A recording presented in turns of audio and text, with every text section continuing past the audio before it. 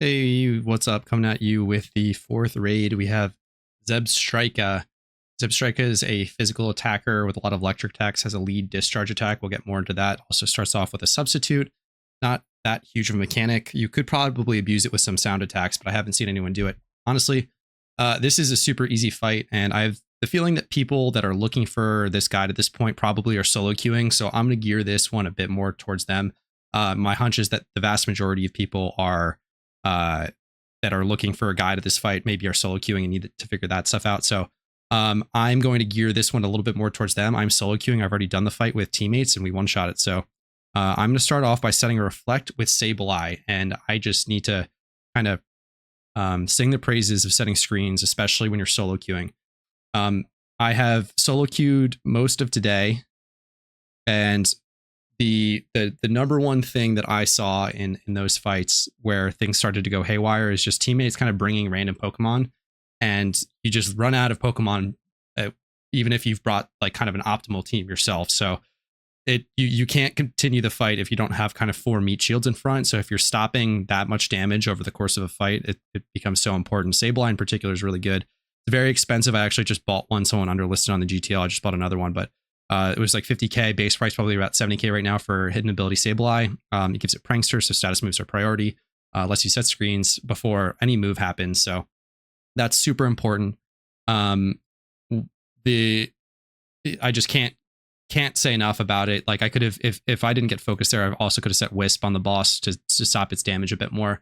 Once you have all those things up, it definitely kind of saves a lot of damage on your teammates. They stay alive longer. That could be the difference between, an additional move of damage and a Pokemon not feigning going to the next turn. So all of that adds up really quickly. Zebstrika being electric, obviously weak to ground. The mechanic at 50%, it gets Magnet Rise for a few turns. I have the feeling, I have the hunch that they wanted it to be Magnet Rise for the whole fight, for the whole rest of the fight. That would make a lot more sense, but it lasts kind of almost a laughable amount of turns. I do have Soft Sand on this Garchomp, so I have the option to use a different move, so I can just Dragon Claw. I've got Hone Claws as well, so I could just power up a little bit while those turns are going down. Honestly, I don't think Garchomp's going to make it that long. We'll see what happens. As far as Metagross goes, we can see our teammate here bringing the Metagross. It's not going to do all that well. The Gastrodon's an interesting play, actually. I like this a lot. The moveset for Zebstrika, I believe, is Wild Charge, Overheat, Low Kick, and I'm missing the fourth one off the top of my head. I'll put it in the description or elsewhere. But just because that moveset, I don't think Metagross is going to stick around all that long. Something bulkier or something with different typing that does the same kind of job would be like a Reuniclus, if that's an option. But if you've got, I feel like a lot of people have the Garchomps and other things ready to go from their gym runs, Crocodiles from Halloween, that sort of thing. They're going to be just fine. With when you're banded and or soft sanded, you're going to be doing close to the damage cap right from the get go. So, we finally break the sub last turn? Yeah. So it'll just be kind of funny. It'll feel like you're doing absolutely nothing. And like I said, setting screens, we're still getting absolutely clapped by this boss. So yeah, it would have been, like all those Pokemon would probably be down even faster. Yeah, I would definitely not recommend bringing Gyarados to the fight. But this is the life of solo cures. You're just going to see some silly things. These people probably don't have a wide array of Pokemon to pick from, not playing the game very long. If you do want to time the Magnet Rise, something like Smackdown on Aerodactyl could be cool, just to get that taken care of super quick. But more like I really just want to harp on screens.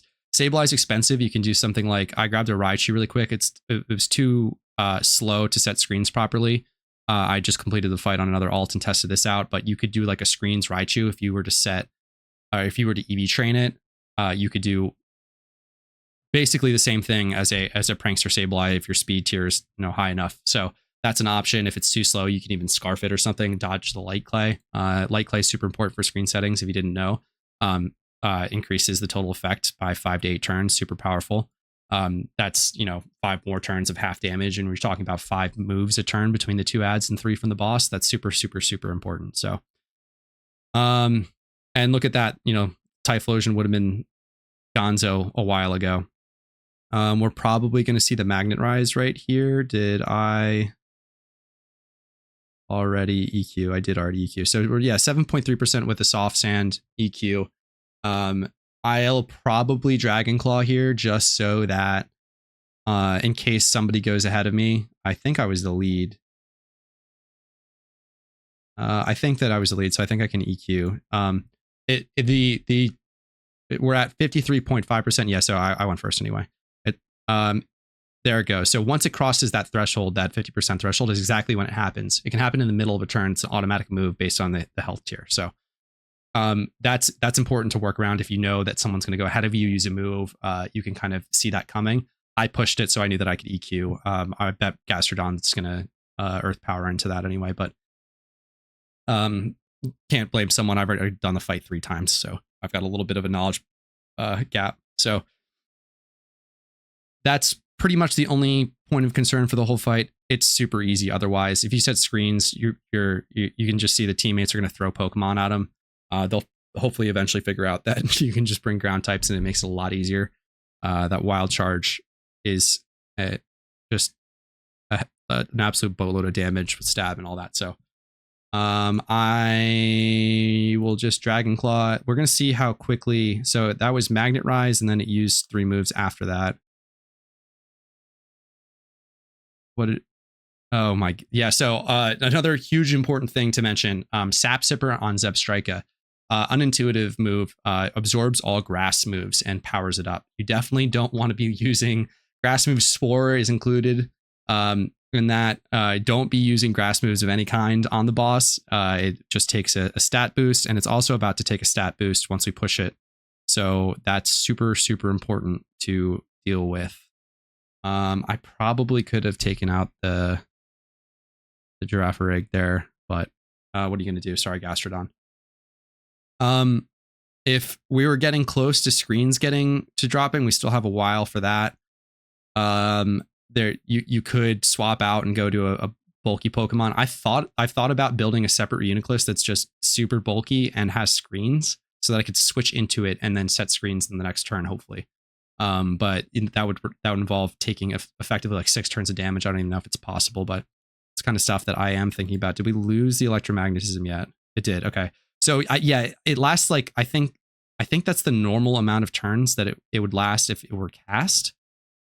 So it could be that it's just a few, and it's counting every single one of the boss's turns. Could be that it was intended to be that whole time. Could be just that, but there's just a short little gap where ground moves are going to be not effective at all against the boss. So that's just one thing to keep in mind. I got that extra chip in with the Dragon Claw in the meantime. So that would be a reason not to choice band. Honestly, it probably wouldn't make a difference. We might be down to the 2 of us over here, which could be bad. Gliscor is another great pick with the ground typing.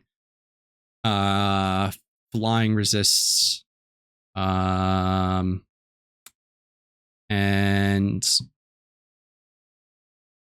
yeah, what are we? I guess we're waiting for a swap. That's what it. All right, we have a Rapidash. Oh, that was the Rapidash was the ad there. T-Tar probably decent. I'm guessing, you know, they probably got a Tyranitar from their last from Grumpig. If you're kind of strapped for other Pokemon after this, yeah, like something like a Tyranitar dropping Qs is probably going to do fine as well. Except for low kicks, never mind. Yeah, the stat boost on low kick, or I mean the stat boosts from Sap Sipper can really make or break a fight, which is unfortunate. That'll be it for my Garchomp. Hopefully the team has enough total Pokemon. This Gliscor should. Tailwind was huge there, actually, so that can set us up for this final victory. This is the closest fight that I've seen so far. Unfortunate nature of the solo queue is that the good players win, and then whoever's stuck is usually less equipped to deal with the boss. We finally lose Reflect, which is going to definitely be problematic, but if we weren't just about to win totally. So I'm just going to throw in the last Garchomp. I think Krook goes down a little bit faster, but if you've got the Krook, you can bring that too. You usually get 1 Earthquake off. There's a Spirit Tomb. And this should be the end of the fight here. So yeah, as far as solo queue goes, it's all about making like trying to mitigate your team from just running through all of their Pokemon as fast as possible. And the best way of doing that for this fight is mitigating physical damage with Reflect. So you can get something like a budget Lightning Rod Raichu. Honestly, you don't even need to make it Lightning Rod. You could do something like a Jolteon as well. I believe Jolteon has, I've seen a Jolteon set screens. Can't check on the alts on Pokedex, but double check me on that. Might be both, might be one screen. Raichu can do both. So just, just speed train them. There's a budget screen setter for you. Let's check the IVs on this. Nice little 2 times 31 plus 25 on the rest. That'll be a great little sell in a little while. I'm going to sit on those probably for a little bit in the event, but yeah, I cannot recommend Sableye more highly for people that are trying to do this fight on their own. I'll throw a little GGs to the link. And yeah, like set screens. If you can get the Wisp up too, that's great. Other Pokemon setting Wisp is huge for physical attackers. It wasn't that important for Grumpig, but if you're there's 3 turns of damage, you're cutting that in half. So it's like basically cutting it into 1.5 turns, throwing Reflect on top of that. It's like 1 turn's worth of damage. Your team's going to be doing more damage. They're going to have more Pokemon. You just got to keep them alive so that whatever random Pokemon they have access to and they're bringing, you can just keep them up. So if you're looking for more in-depth strategy on this, I don't think that we're going to get much more in-depth. Like just bring your ground type heavy hitters for the veterans out there. So I think you're probably just watching the video for entertainment at this point, and everyone else tuning in for strategy is probably solo queuing. So if you're still solo queuing, I still recommend going out, finding a team, joining Petrowski's Discord. He's got like a great Discord. The moderation team there is great, and there's a lot of very smart people in there. Ask questions, that sort of stuff. But yeah, otherwise that is the Zebstrika fight.